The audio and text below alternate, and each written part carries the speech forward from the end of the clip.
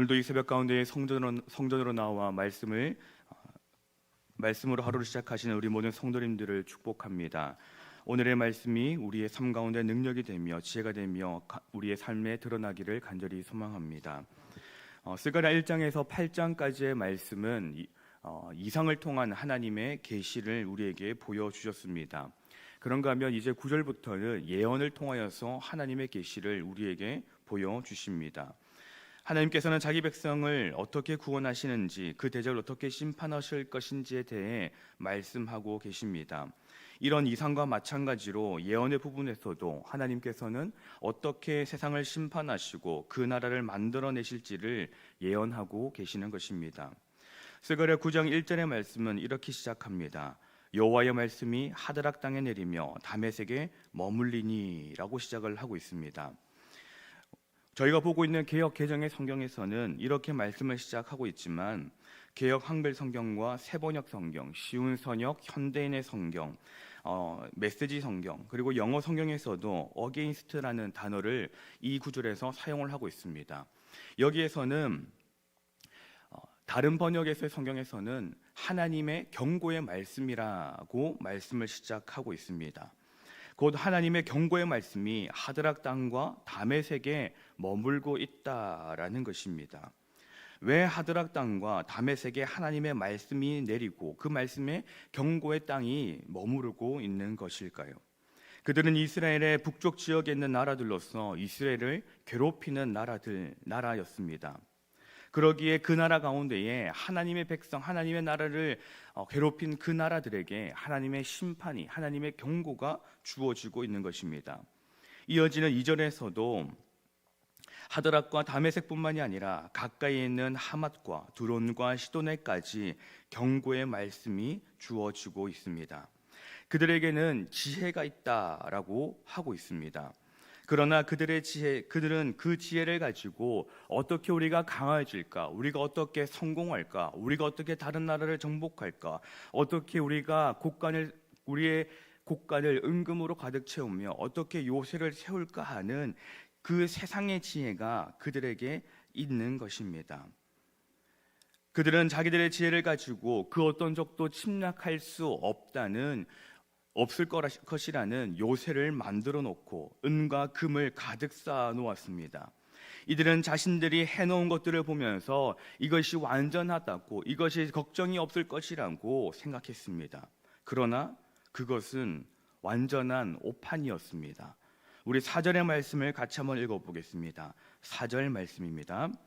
주께서 그를 정복하시며 그의 권세를 바다에 쳐넣으시리니 그가 불에 삼켜질지라. 아멘.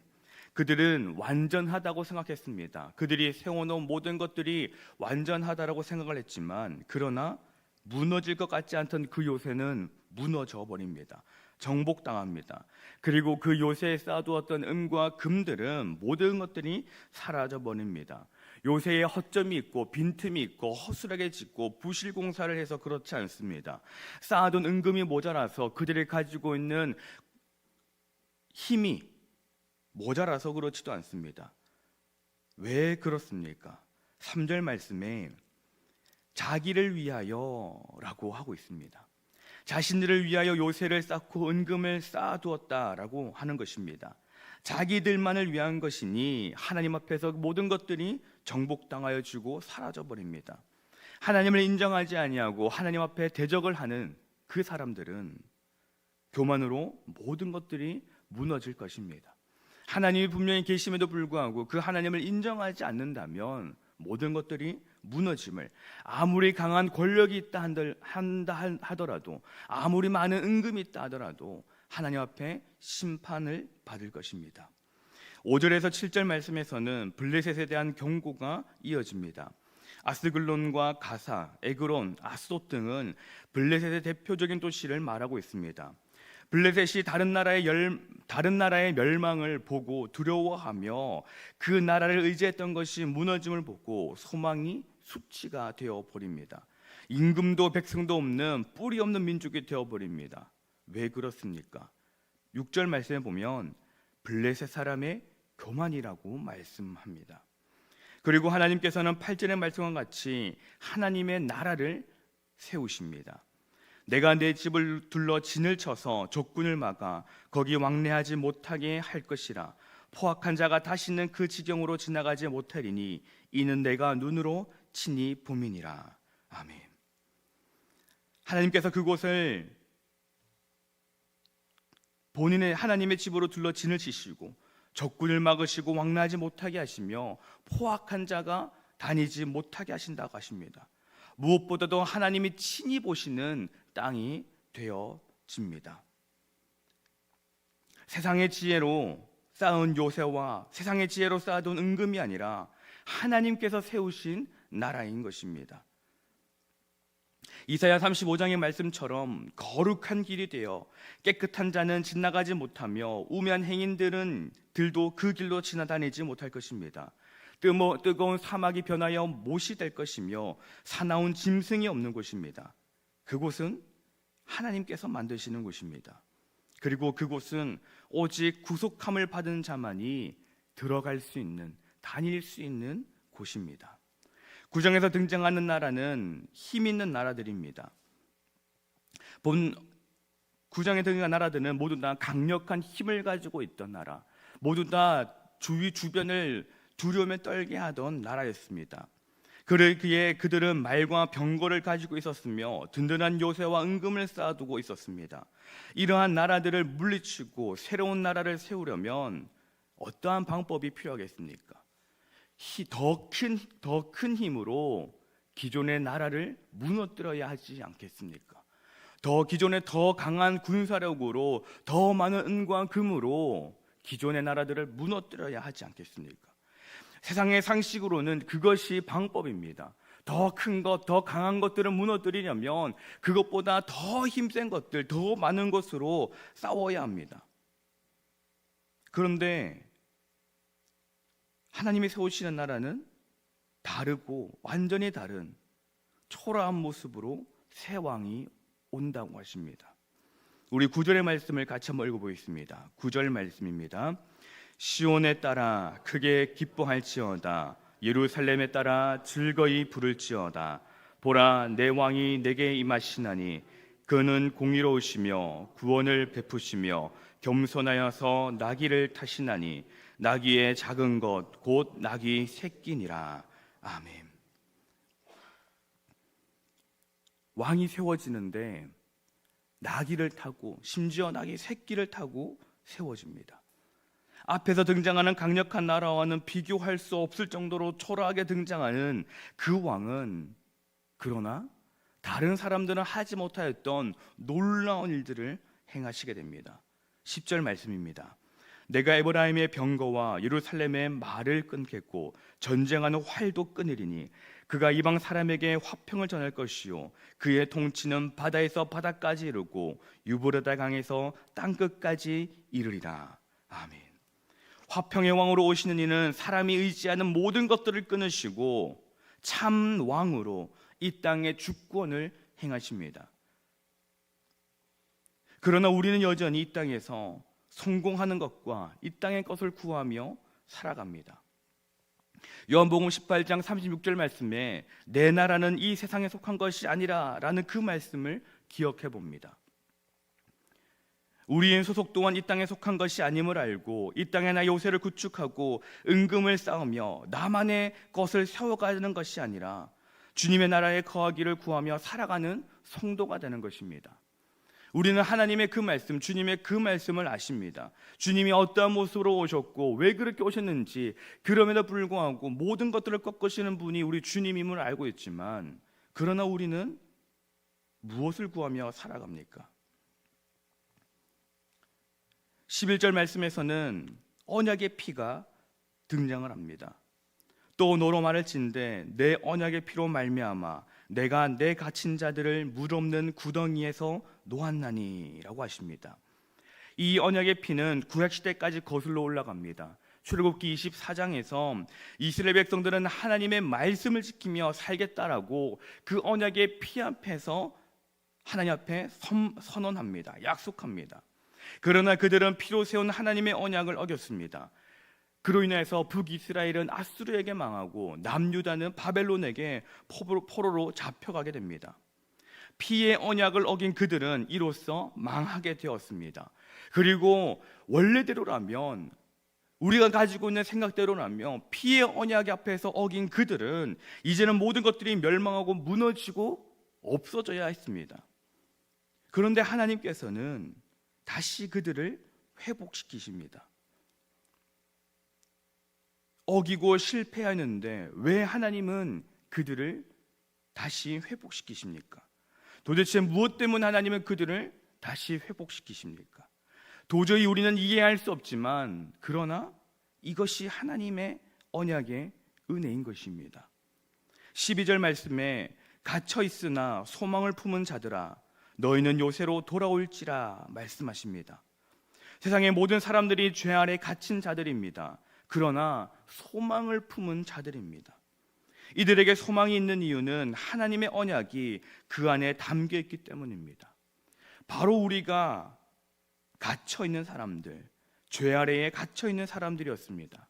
그러나 우리는 복음을 듣고 주님께로 다시 돌아왔습니다. 영원전부터 예수 그리스도 안에서 약속이 주어져 있기에 우리는 돌아올 수 있었습니다. 예전에 한 프로그램을 본 적이 있습니다. 외국에서 강아지를 많이 키우는 사람이 부모 잃은 새끼 사자를 데리고 와서 키우는 그러한 프로그램이었습니다. 아기 사자는 집에 있는 그 어떤 강아지들보다, 개들보다 덩치가 작았습니다. 그리고 개들은 이 새끼 사자의 다른 모습을 보면서 괴롭히고 그렇게 했습니다. 모든 개들보다 덩치가 작은 아기 사자였지만 1년이 지나고 나니 이 사자는 사자다운 모습을 가지게 되었습니다. 그러나 겉보기엔 사자였을지 모르지만 행동하는 것은 개와 다름이 없었습니다. 여전히 자기보다 작은 개들에게 괴롭힘을 당하고 쭈글거리는 그러한 모습을 사자가 보여주었습니다. 사자는 자신의 덩치가 커지고 맹수의 왕이라고 하지만, 그러나 그 개들 안에서는 자신도 개일 뿐이었습니다. 이 땅을 사는 우리들은 어떠합니까? 우리는 하나님의 계획하심에 따라 이 땅에 보냄을 받았으며 이 땅을 살아가고 있습니다. 그런데 우리는 이 땅을 마치 나의 영원한 곳인 것처럼 생각하며 이 땅의 것을 구하며 살아가고 있지는 않습니까? 여러분, 우리는 어디에 속한 사람입니까? 우리는 이 땅에 속한 사람입니까? 아니면 하늘에 속한 사람입니까? 우리는 이 땅에 속한 사람이 아닙니다. 이것은 확실한 사실입니다. 우리는 하늘에 속한 사람으로서 하나님의 자녀입니다. 그렇다면 우리는 이 땅의 것이 아니라 하늘의 것을 구하는 존재가 되어야 합니다. 오늘 말씀 속에서 당대 그 시대에 강한 힘을 가졌던 그 강대국들이 요새를 세우고 은금을 놓은들 그것들은 하나님 앞에서 정복되고 말았습니다. 하나님이 없다면 요새도 은금도 아무런 소용이 없는 것입니다. 우리는 하나님 앞에서 겸손해야 함을 기억해야 합니다. 하나님이 하나님 되심을 인정하는 것, 바로 그것이 우리가 기억하며 살아가야 하는 것입니다. 그리고 우리를 향하신 그 하나님의 언약이 있음을 우리는 기억해야 합니다. 우리의 삶이 이 땅을 살아가는 가운데에 때로는 평탄하지 않을 때도 있습니다. 때로는 하나님이 주시는 시험이 있고, 때로는 풍파가 있고, 어려움이 있고, 고통이 있습니다. 그러나 분명한 것은 무엇입니까? 하나님께서 우리를 향한 언약이 있다라는 것입니다. 우리의 하나님이 어떤 하나님이신지를 우리가 고백합니다. 우리의 하나님은 좋으신 하나님이십니다. 우리 하나님은 선하신 하나님이십니다. 악한 자도 자기 자녀에게 좋은 것을 준다고 하면서 너희 아버지가 더 좋은 것을 주지 않으시겠냐 하십니다. 우리 하나님이 어떤 하나님이신지를 기억하며 살아갑시다. 우리의 모습이, 우리의 존재가 어디에 속한 사람인지를 기억하며 살아가야 합니다. 그것이 이 땅에 요새를 세우는 것보다, 이 땅에서 은금을 쌓으며 살아가는 것보다 더 큰 은혜의 삶입니다. 하나님을 끝까지 바라고 의지하는 신년의 모든 가족들이 되시기를 소망합니다. 오늘 하루도 우리 하나님만을 붙들고 좋으신 하나님을 붙들고 언약의 하나님을 붙들고 살아가는 저희 모두가 되기를 간절히 소망합니다. 기도하겠습니다. 사랑과 은혜가 풍성하신 하나님 아버지, 하루의 첫 시작을 주님께 먼저 올려드립니다. 하루의 시작을 주님께 드리는 주의 백성들을 기억하시고 오늘 하루 주님이 함께하여 주시옵소서. 주님, 우리는 이 땅을 살아가면서 때로는 우리의 소속이 어디인지를 잊어버리고 이 땅에 우리의 마음을 두고 살아갈 때가 있습니다. 하나님, 그러나 하나님은 영원한 언약으로 우리를 놓지 않으시고 우리를 붙들고 계시는 것을 다시 한 번 더 발견하게 됩니다. 하나님이 계시지 않는 그 삶은 결국 무너지는 삶임을 고백합니다. 아무리 우리가 요새를 세운다고 한들, 아무리 우리가 은금을 쌓는다고 한들 하나님이 계시지 않는 그 모든 것들은 무너질 뿐인 것을 고백합니다. 하나님, 우리의 삶 속에 하나님을 인정함이 있게 하여 주시옵소서. 우리의 영원한 왕 되시고 우리의 모든 것 가운데 좋은 것을 허락하실 그 하나님을 끝까지 붙들고 나아가는 우리 시즌의 모든 가족들이 되게 하여 주시옵소서. 때로는 힘듦과 어려움과 고통과 내가 감당하지 못할 일들이 있을지 모르지만 주님, 그러나 그때가 주님을 바라볼 수 있는 때임을, 그때가 주님을 붙잡을 수 있는 때임을 알게 하시사 그 하나님을 붙잡게 하시고 하나님을 붙들 때에 우리의 하나님께서 모든 것들을 피할 길을 내시는 그 하나님을 경험하는 저희 모두가 되게 하여 주시옵소서. 하나님, 우리 교회를 기억하여 주시사 하나님의 충만하심으로 역사하여 주시옵소서. 이번 주일 또한 시작되는 아가페 가운데도 함께하여 주시고 이 모든 것들을 통하여서 우리의 가정들이 바로 세워져가는 은혜가 있게 하여 주시옵소서. 하나님의 가정이 세워져가는 것이 얼마나 큰 은혜임을 알게 하여 주시고 우리의 가정이 먼저 하나님 앞에 바로 세워져 있음으로써 하나님의 기쁨이 되는 우리의 가정이 되게 하여 주시옵소서. 우리 성도들의 삶의 자리 가운데 하나님 함께해 주시고 모든 성도들이 주님 앞에 올려드리는 그 기도의 제목들마다 하나님이 들으시고 응답하여 주시사 응답하시는 하나님, 살아계시는 하나님, 기도를 들으시는 하나님을 고백하는 우리 신년의 모든 가족들이 되게 하여 주시옵소서.